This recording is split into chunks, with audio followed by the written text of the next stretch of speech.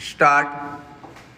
अध्यक्ष महोदय, केंद्र की सरकार हो अथवा किसी राज्य की सरकार हमारी पार्टी की हो अथवा किसी अन्य पार्टी की, हम सभी चाहते हैं कि विकास की प्रक्रिया लगातार चलती रहे। मैं यह मानता हूँ कि विकास के बारे में विभिन्न पार्टियों की राय भिन्न भिन्न हो सकती है। हमारे देश में अलग अलग विचारधाराओं के लोग रहते हैं।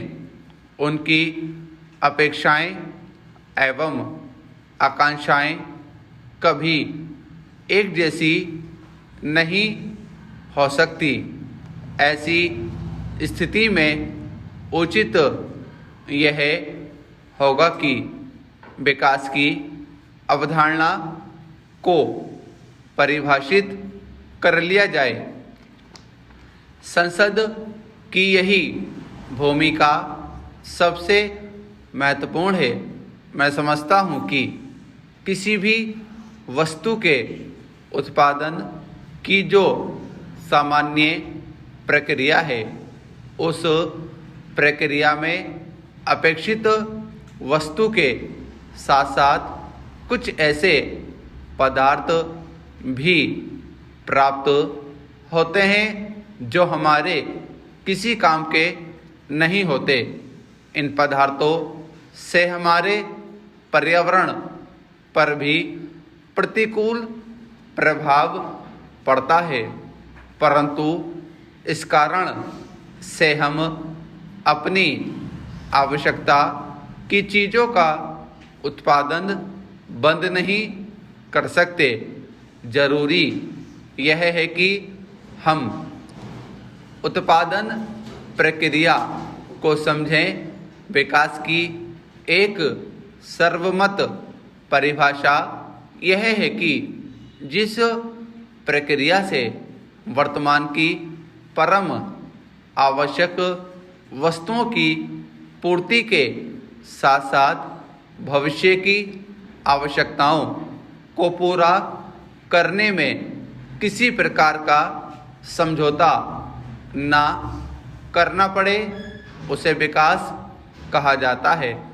मुझे लगता है कि अपने देश की आवश्यकताओं को ध्यान में रखते हुए हमें भी इसी परिभाषा को व्यावसायिक रूप प्रदान करना होगा। इस परिभाषा में इस बात पर विशेष बल दिया गया है कि विकास कोई स्थिर या निश्चित स्थिति नहीं है, बल्कि एक ऐसी चलने वाली प्रक्रिया है। इस प्रक्रिया में संसाधनों का उपयोग तो होता है, परंतु प्रत्येक संसाधन को हर जगह सुरक्षित रखा जाता है। अब मुश्किल यह है कि किस प्रकार के विकास को स्थायी कहा जाए। स्थायी विकास की समय सीमा क्या हो? एक सरल उदाहरण के माध्यम से मैं यह समझाने का प्रयास करता हूँ। विकास के लिए वनों की सुरक्षा पर ही गौर किया जाए तो स्वाभाविक रूप से यह प्रश्न उठता है कि क्या प्रत्येक वृक्ष को बचाना संभव है? यदि हम संपूर्ण वन की सुरक्षा का दायित्व उठाते हैं तो वन संसाधन कहाँ से उपलब्ध होंगे? इसके विपरीत यदि हम वन के विशेष भाग को संरक्षित करने का दायित्व लेते हैं तो यह संभव है कि हमें विकास के लिए लंबे समय तक वन संसाधन उपलब्ध हो सकेंगे। स्पष्ट है कि प्रत्येक वृक्ष को बचाए रखना संभव नहीं है और न ही समस्त जंगल को सुरक्षित रखा जा सकता है। यह तो तय है कि समय के साथ साथ अनेक क्षेत्रों में संसाधनों की कमी होगी और हमें इस तथ्य को नहीं भूलना चाहिए। विकास से जुड़े कुछ ऐसे संसाधन भी हैं जिनकी पुनः प्राप्ति संभव है, उनमें सुधार किया जा सकता है, उनमें वृद्धि भी की जा सकती है, परंतु हम सभी क्षेत्र के सभी संसाधनों को हमेशा बचाने की कोशिश करने लगे तो हमें विकास के अनेक विकल्पों को छोड़ना पड़ेगा। समय और क्षेत्र विशेष के अनुसार संसाधनों के उपयोग की संभावनाओं को स्वीकार करने पर सतत विकास को अपने अनुकूल परिभाषित करने की आवश्यकता स्पष्ट हो जाती है।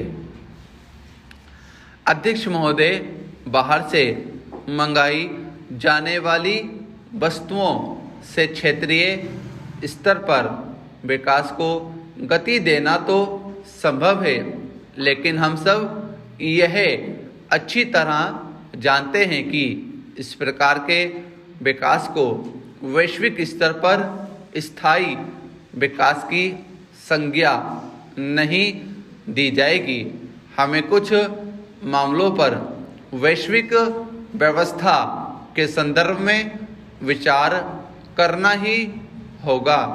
मेरा यह मानना है कि नवीकरण करने योग्य संसाधनों पर विचार करते समय हमें यह बात स्पष्ट कर देनी चाहिए कि इनमें से कितने संसाधन दीर्घकाल तक उपलब्ध होंगे। ऐसे संसाधन जिनका नवीकरण संभव नहीं है, उनका विकास कैसे होगा। सरकार को लंबी अवधि की विकास योजनाएं बनाते समय योजना की अवधि के अनुसार वर्तमान की तुलना भी भावी पीढ़ियों के कल्याण को अपेक्षाकृत अधिक महत्व देना चाहिए। हालांकि किस पीढ़ी को कितना महत्व दिया जाए, यह निर्णय करना कोई सरल काम नहीं है, परंतु हमें यह कहना ही होगा। एक तर्क यह भी दिया जाता है कि विकास निरंतर चलने वाली प्रक्रिया होनी चाहिए। इसके लिए समय की कोई सीमा नहीं होनी चाहिए और आने वाली प्रत्येक पीढ़ी को उससे पहली वाली पीढ़ी की तुलना में कम महत्व दिया जाना चाहिए, परंतु यह संभव नहीं है। मुझे लगता है कि कोई भी नीतिगत निर्णय किसी निश्चित समय के आधार पर ही लिया जा सकता है। यदि एक पीढ़ी की समय सीमा को भी ध्यान में रखा जाता है तो वर्तमान में यह कहना चाहता हूँ कि एक महिला लगभग 20 वर्ष की अवस्था में पहली संतान को जन्म देती है। स्टॉप।